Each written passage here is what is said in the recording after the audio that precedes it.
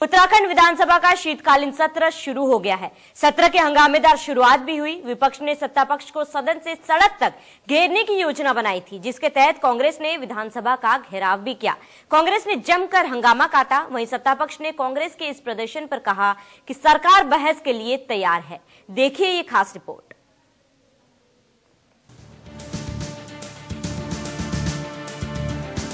कड़कड़ाटी ठंड के बीच उत्तराखंड विधानसभा का शीतकालीन सत्र शुरू हो गया है।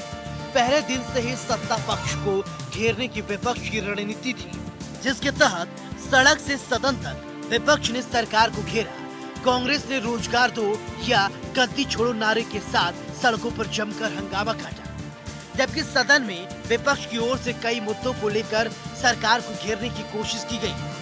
लेकिन सरकार की तरफ से पहले दिन शोक प्रस्ताव लाकर अनुपूरक बजट को सदन के पटल पर रखा गया, जिस पर विपक्ष ने जमकर हंगामा काटा।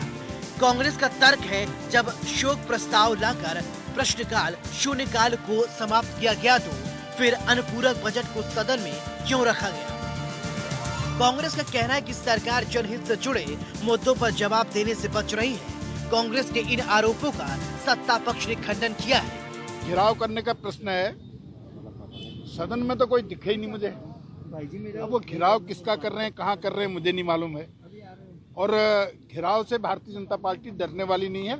जिसको बात करनी है वो सामने आए, हम बातों का जवाब देने को तैयार हैं। आज हाउस चला वंदे मातरम के बाद, जैसे सदन की कार्रवाई शुरू हुई, भाई काजी निजामुद्दीन ने व्यवस्था के तहत प्रश्न उठाया कि हमारा एक होनहार साथी और विधानसभा का वर्तमान विधायक की मृत्यु हुई है, तो इसमें आज अगर प्रश्नकाल नहीं चल रहा, शून्यकाल नहीं चल रहा, तो इसमें अनुपूरक बजट भी पेश नहीं होना चाहिए। लेकिन सरकार ने अनदेखी करते हुए अपनी मनमानी की, अनुपूरक बजट पेश किया, 0 आवर को कैंसिल किया, प्रश्नकाल को कैंसिल किया और उसके बाद जो है सीधे शोक संदेश शुरू कर दिए। तो इससे ये दिखता है कि सरकार का मनसा विपक्ष की बात सुनने की नहीं है, लोगों की समस्याओं से सरकार को कोई सरोकार नहीं है। क्योंकि अगर आप अनुपूरक बजट पेश कर रहे हैं तो फिर प्रश्नकाल भी चलना चाहिए था और शून्यकाल भी चलना चाहिए था। ये निश्चित ही लोकतंत्र के ऊपर कुल्हाड़ा चला है।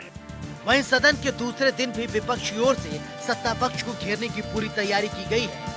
कांग्रेस सदन में दूसरे दिन बेरोजगारी, भ्रष्टाचार, किसान आदि जैसे तमाम विषयों को लेकर सदन में जमकर हंगामा करेगी। इतना ही नहीं, कांग्रेस का आरोप है कि सत्ता पक्ष ने जानबूझकर सदन की अवधि को कम कर रखा है, जिससे साफ है कि सरकार विपक्ष के सवालों से बचना चाहती है, जबकि सरकार की ओर से कांग्रेस के आरोपों को बेबुनियाद बताया जा रहा है। सरकार सदन में जनता की आवाज सुनने के मूड में नहीं है, अपने मनमाने तरीके से सरकार काम कर रही है। आज सुरेंद्र सिंह जीना जी के शोक संवेदना यहाँ प्रकट होनी थी। सदन की परंपरा ये है कि अगर कोई सिटिंग विधायक का देहांत हो तो उनके शोक संवेदना जिस दिन प्रकट होती है उस दिन कोई कार्य नहीं होता। हम विपक्ष का क्वेश्चन आवर, 0 आवर सब खत्म कर दिया, जबकि भ्रष्टाचार, बेरोजगारी, किसानों की समस्या, कुंभ जैसे बड़े विषय इस सदन में आज हम लोगों को लाने थे। लेकिन हम लोग तो अपने साथी के सुरेंद्र सिंह जीना जी की याद में हम सब लोगों ने कहा कि चलो ये बाद में लाएंगे। लेकिन सरकार एजेंडा देखिए अपना अनुपूरक बजट लेकर आ रही है, जबकि वो आज की जगह कल भी लाया जा सकता था। तो जमाने में अच्छी तरह याद होगा कि 2 दिन का भी सदन चला था। जितना बिजनेस होता है उतना सदन चलाना पड़ता है। ये जो सर्वदलीय बैठक होती है उसमें तय होता है। वहाँ बोलना चाहिए था। अब वहाँ हामी भर दी, वहाँ सहमत हैं और बाहर असहमत हैं। ये तो कुल मिलाकर सदन की शुरुआत विपक्ष के हंगामे के साथ हुई है, लेकिन पिक्चर अभी बाकी है। विपक्ष के तेवरों से साफ है कि आगे 2 दिनों के सत्र में भी विपक्ष जमकर हंगामा काटेगा।